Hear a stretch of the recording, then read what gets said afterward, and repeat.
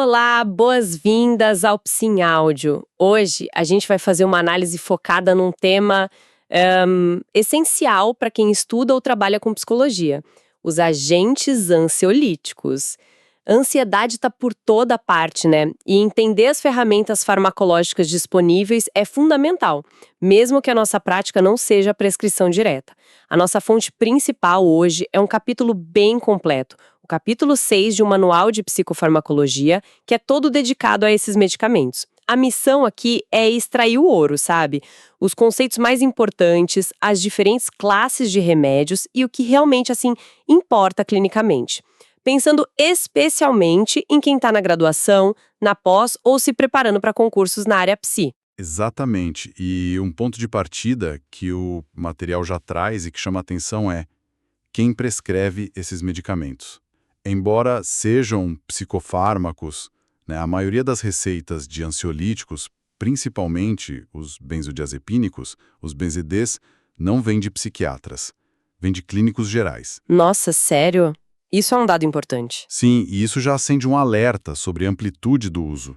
Quer dizer, vai muito além dos transtornos de ansiedade clássicos, sabe? Chega a queixas físicas, condições médicas gerais, e também mostra a necessidade de um entendimento mais amplo desses agentes por todo mundo da área da saúde. Faz todo sentido. Então, vamos começar a desembrulhar isso. O capítulo posiciona os ansiolíticos, que historicamente a gente associa muito aos benzodiazepínicos, como os psicotrópicos mais usados no mundo, mas hoje essa família é bem maior, mais diversa, não é isso? Com certeza. É bem maior, a história é interessante, na verdade. Tudo começa lá no início do século XX com os barbitúricos. Eles eram usados como sedativos, hipnóticos, até para epilepsia. Foram importantes, claro, mas hoje o uso é bem restrito. Questões de segurança, dependência. Eram os calmantes originais, digamos assim. E depois deles, o que veio? Aí, pela década de 50, vieram os carbamatos. O meprobamato é o exemplo clássico, também com efeito sedativo hipnótico, mas seguiram um caminho parecido com os barbitúricos, sabe? O uso diminuiu bastante. Tecnicamente ainda existem, mas são pouco usados. Até que chegamos nos anos 60 e numa verdadeira revolução farmacológica, né? Exato. Os benzodiazepínicos, os BZDs, eles mudaram o jogo no tratamento da ansiedade. Curiosamente, o primeiro, o clordiazepóxido, foi visto inicialmente mais como relaxante muscular. Ah, que curioso! Pois é, mas logo ficou claro o enorme potencial para acalmar a ansiedade e induzir o sono. A grande vantagem inicial era a segurança em overdose, né? Muito maior que a dos barbitúricos. Mas, claro, o potencial de dependência física logo se tornou uma questão central. E a gente vai explorar isso bastante hoje. Ok, BZDs foram o marco, mas a evolução não parou aí, certo? O que mais surgiu de relevante depois deles? Sim, a busca por opções continuou, claro. Temos a buspirona, que apareceu depois. Ela tem um mecanismo de ação diferente, sabe? Atua nos receptores de serotonina 5-HT1A. Explicando rapidinho, o 5-HT1A é tipo uma fechadura específica na célula nervosa onde a serotonina se encaixa. E a buspirona age como uma chave que abre essa fechadura só um pouquinho, parcialmente. Entendi. E mais recentemente? Mais recentemente, um grupo que assumiu um papel protagonista foram os antidepressivos, especialmente os ISRS, os inibidores seletivos da recaptação de serotonina, e os IRSN, que são os inibidores da recaptação de serotonina e norepinefrina. Eles se tornaram a primeira escolha para muitos quadros de ansiedade crônica. Entendi a lógica. A ideia é aumentar a disponibilidade de neurotransmissores como a serotonina no cérebro. Mas a lista não para aí, né? O capítulo menciona outros grupos também. Exato. Tem mais coisa. Há também os anticonvulsivantes, como a gabapentina e a pregabalina. Elas ganharam espaço como alternativas ou para complementar outros tratamentos.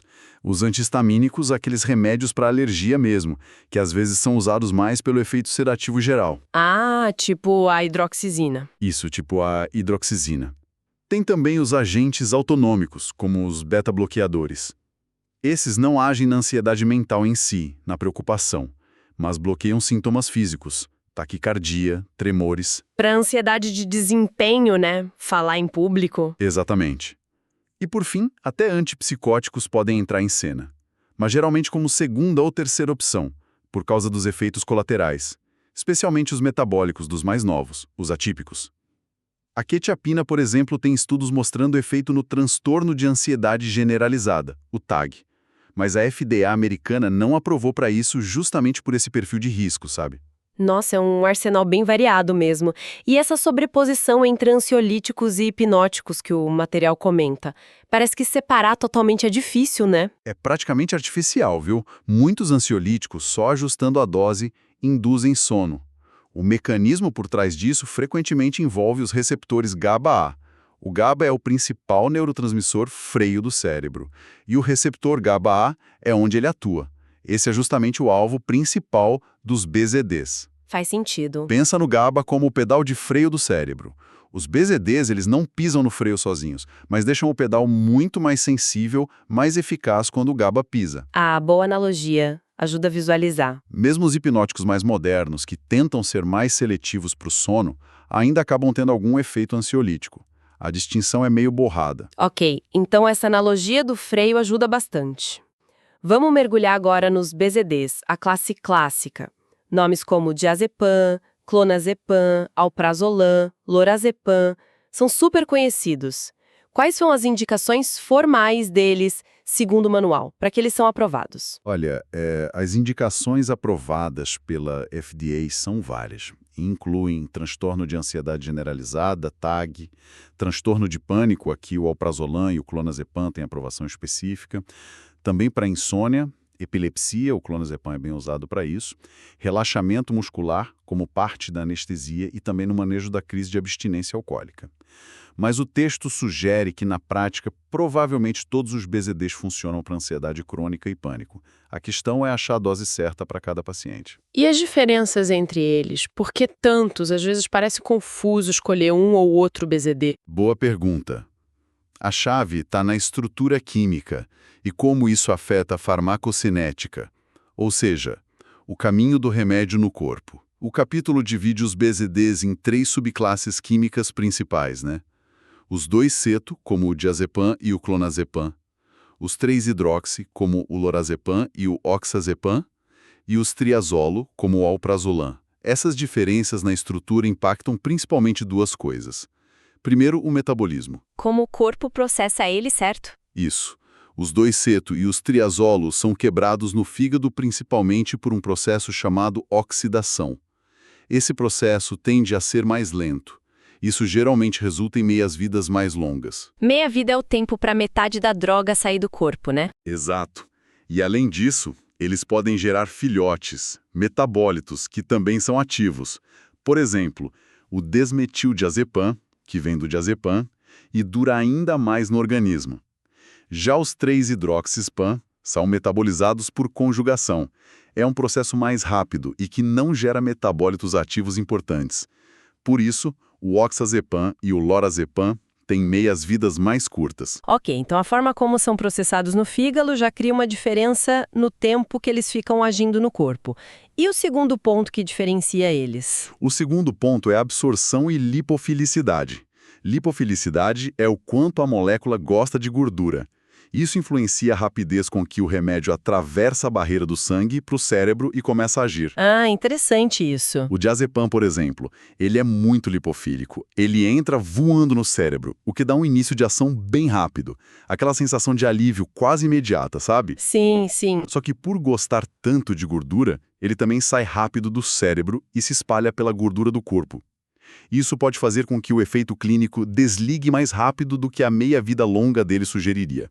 Ah, que interessante. Então a meia-vida longa dele não significa necessariamente um efeito clínico super prolongado no cérebro. Exatamente. Esse é um ponto crucial que o texto destaca. Olhar só a meia-vida pode enganar. Já o lorazepam, ele é menos lipofílico. Demora um pouquinho mais para começar a agir, mas como ele não foge tão rápido para a gordura corporal, o efeito no cérebro tende a ser mais sustentado, mesmo tendo uma meia-vida mais curta que o diazepam.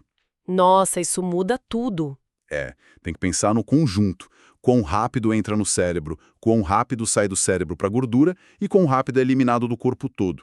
A meia-vida é só uma parte da história. Entendi.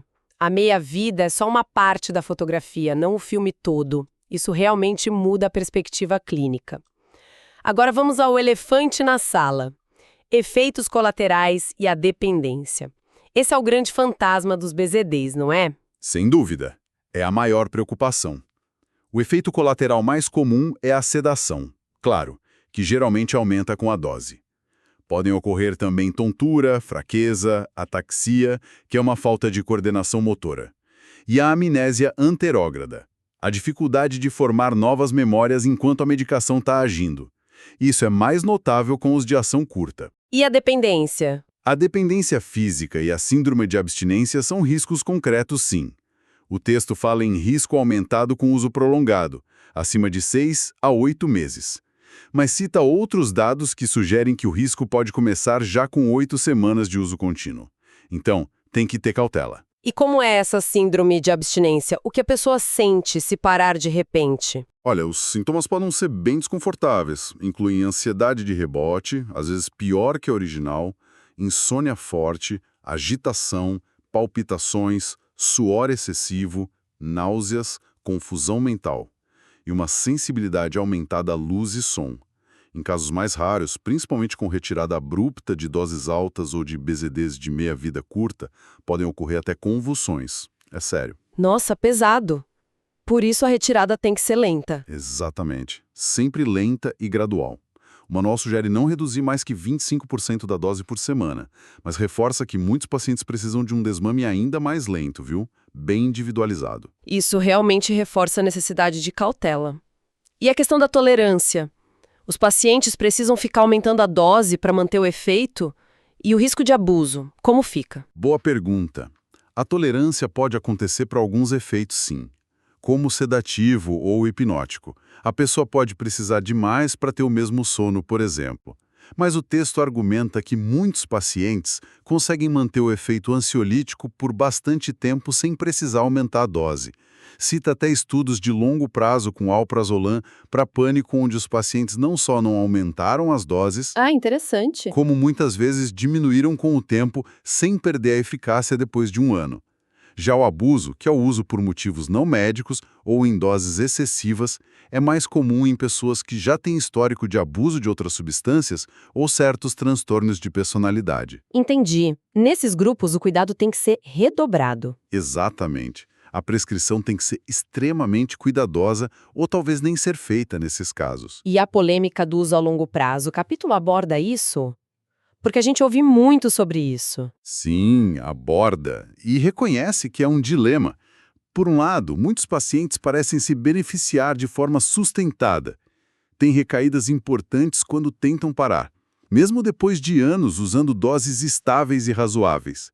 Por outro lado, existem as preocupações legítimas com a dependência e com possíveis efeitos cognitivos a longo prazo. O material menciona que os estudos sobre cognição são meio mistos, sabe? Como assim, mistos? Alguns não encontram déficits permanentes significativos depois que a pessoa para de usar. Outros sugerem que pode haver sim problemas residuais na memória, atenção. A recomendação geral é sempre tentar a retirada gradual quando possível, talvez com apoio de outras terapias, como a TCC. Mas o texto aceita que, para alguns pacientes, a terapia continuada com o BZD pode ser necessária e clinicamente justificável. É uma decisão complexa. Ok, um cenário bem complexo mesmo com os BZDs. Saindo deles, o capítulo apresenta a buspirona. Qual é a proposta dela? Parece bem diferente, né? Totalmente diferente. A buspirona é um ansiolítico que não causa sedação significativa e, o ponto principal, não tem risco de dependência física ou síndrome de abstinência relevante. Como a gente mencionou antes, ela age como agonista parcial do receptor de serotonina 5-HT1A. Os estudos mostram que ela é eficaz para o transtorno de ansiedade generalizada, o TAG. Os resultados são comparáveis aos do diazepam em alguns estudos. Puxa, se ela tem essas vantagens todas, por que parece que não pegou tanto quanto os BZDs na prática clínica? A gente ouve falar menos dela. É uma boa questão. O texto levanta alguns motivos para essa percepção. Um deles é que ela não dá aquela sensação inicial de relaxamento ou sedação que os BZDs proporcionam. Isso pode levar pacientes e até médicos a acharem que ela é mais fraca. Ah, a falta do efeito imediato. Isso. Outro ponto é o início de ação. Embora os estudos mostrem que tanto ela quanto os BZDs podem levar de 2 a 4 semanas para o efeito ansiolítico completo aparecer, a falta desse alívio rápido da buspimona pode gerar impaciência. Além disso, parece que pacientes que já usaram BZDs antes respondem menos a ela. E talvez o fator mais crítico: muitas vezes ela é subutilizada, usada em doses baixas demais ou por tempo insuficiente. Qual seria a dose ideal, então? Para funcionar bem no TAG, geralmente precisa de doses entre 30 a 60 mg por dia. E o tratamento precisa ser mantido por pelo menos 4 a 6 semanas para a gente poder avaliar a resposta de verdade. Entendi. Então, o sucesso dela depende muito de usar na dose certa, pelo tempo certo e, talvez, no paciente certo. Para quem ela seria uma boa indicação, então? Exato. Seria uma ótima opção para pacientes com TAG que nunca usaram BZDs antes, ou para aqueles que têm um risco maior de desenvolver dependência ou abuso, pessoas com histórico pessoal ou familiar de abuso de substâncias, por exemplo. E a facilidade de parar o tratamento, sem precisar daquele desmame super cuidadoso dos BZDs, é uma vantagem considerável, né? Com certeza. Certo. Agora vamos para o grupo que, segundo o texto, assumiu a ponta no tratamento de muitos transtornos de ansiedade crônicos. Os antidepressivos. Como os ISRS e IRSNs entraram nessa história da ansiedade? Olha, eles se tornaram a primeira linha de tratamento para TAG. Transtorno de pânico, fobia social, transtorno de estresse pós-traumático, o TEPT, e transtorno obsessivo-compulsivo, o TOC. O manual cita vários exemplos com aprovações específicas da FDA para ansiedade. Paroxetina, sertralina, fluoxetina, escitalopram, que são os ISRS, e venlafaxina, duloxetina, os IRSNs. E como eles se comparam aos BZDs na experiência do paciente e no manejo clínico? Bom, o início de ação é bem mais lento que o dos BZDs. Geralmente leva algumas semanas para o efeito terapêutico começar a ser sentido de forma consistente. As doses também variam bastante. Para TOC, por exemplo, geralmente se usam doses mais altas do que para depressão ou pânico. E um detalhe importante, especialmente no transtorno de pânico. Às vezes é preciso começar com doses bem baixinhas. Por quê? E aumentar muito devagar, porque no início eles podem paradoxalmente piorar um pouco a ansiedade em alguns pacientes. É um efeito inicial que pode assustar. Ah, entendi. E efeitos colaterais? O efeito colateral, que é uma causa frequente de abandono do tratamento, infelizmente, é a disfunção sexual. É algo que precisa ser conversado abertamente. Sim, muito importante. O capítulo entra em detalhes sobre o uso em TOC e TEPT, que são quadros bem específicos, né? Como é no TOC? No TOC, os ISRS são a base do tratamento farmacológico, junto com a clomipramina, que é um antidepressivo mais antigo, da classe dos tricíclicos, mas ainda muito eficaz especificamente para TOC. A resposta costuma demorar mais que em outros transtornos. Pode levar de 6 a 12 semanas para aparecer, e frequentemente exige doses no limite superior do recomendado para os ISRS. E mesmo assim funciona para todo mundo? Não. O texto aponta que só cerca de metade dos pacientes melhora significativamente apenas com o remédio. Por isso, a terapia cognitivo-comportamental, a TCC, com a técnica específica de exposição e prevenção de resposta, EPR, é considerada fundamental no TOC. Não dá para tratar só com remédio. Em casos que não respondem bem, que são refratários, pode-se tentar associar um antipsicótico atípico para potencializar o efeito. Entendi. E no TEPT? O texto pinta um quadro ainda mais desafiador, parece. Sim, o TEPT é apresentado como extremamente complexo. Os ISRS, principalmente sertralina e paroxetina, que têm aprovação da FDA, também são a primeira linha aqui. Mas a eficácia é descrita como modesta. Melhora significativa em talvez 40 a 50% dos pacientes. É uma resposta limitada, né? Com certeza. E por que é tão difícil tratar o TEPT? Uma grande dificuldade é a alta taxa de comorbidades. Ou seja, o TEPT muitas vezes vem junto com depressão, outros transtornos de ansiedade, abuso de substâncias. Isso complica tudo, o diagnóstico, o tratamento. Que outras estratégias farmacológicas o capítulo menciona para o TEPT além dos ISRS, já que a resposta é limitada? Alguns dos CVS pode tirar a taxa de comorbidades. Falando de estruturas medicamentosas um pouco mais novidosas, alguns experimentos apontam para imidazolas e o ozibusitrona no controle do estresse pós-trauma. Podem ser eficazes, talvez até mais que ISRS, em alguns casos, mas são complicados de usar. Tem muitas restrições na dieta, risco de interações perigosas. Menciona também a prazosina. É um antagonista alfa-1 adrenérgico. Basicamente bloqueia um tipo de receptor de adrenalina. Tem sido usada para controlar pesadelos, com bons resultados em alguns estudos. Ah, para pesadelos especificamente? Interessante. Sim. A clonidina, outro agente que mexe com o sistema adrenérgico, também pode ajudar com pesadelos e hipervigilância. Antipsicóticos atípicos podem entrar como coadjuvantes para sintomas intrusivos ou hiperativação, mas sempre avaliando bem os riscos, claro. E, fundamental, a TCC focada no trauma é essencial. Assim como no toque, não dá para pensar em tratar TEPT só com remédio. E os BZDs no TEPT? O capítulo parece mostrar uma relação meio ambígua, né? Meio controversa. Exatamente. É bem controverso. O manual cita um estudo que levanta a hipótese de que usar BZDs logo depois de um trauma poderia, na verdade, aumentar o risco de desenvolver TEPT mais tarde, o que é preocupante. Nossa! Por outro lado, na prática clínica, eles são frequentemente usados para aliviar a insônia e a ansiedade intensa em quem já tem o TEPT estabelecido. Então, o papel deles fica meio incerto, sabe? É motivo de debate ainda. Entendi. Bom, além de PZDs, buspirona e antidepressivos, falamos de outras classes lá no começo. Vamos só recapitular rapidinho o lugar delas nesse cenário? Começando pelos anticonvulsivantes. Gabapentina, pregabalina. Certo. A gabapentina e a pregabalina são exemplos importantes. Elas agem modulando canais de cálcio nos neurônios, um mecanismo diferente. O texto aponta que elas têm mostrado eficácia em estudos para TAG e fobia social, além de serem usadas para dor neuropática, claro. Uma vantagem é terem um risco de dependência bem menor que os BZDs. Efeitos colaterais. Os mais comuns são sonolência e tontura. A pregabalina, em particular, tem evidência considerada boa para TAG. Alguns estudos sugerem até um início de ação mais rápido que o dos antidepressivos. É uma opção interessante.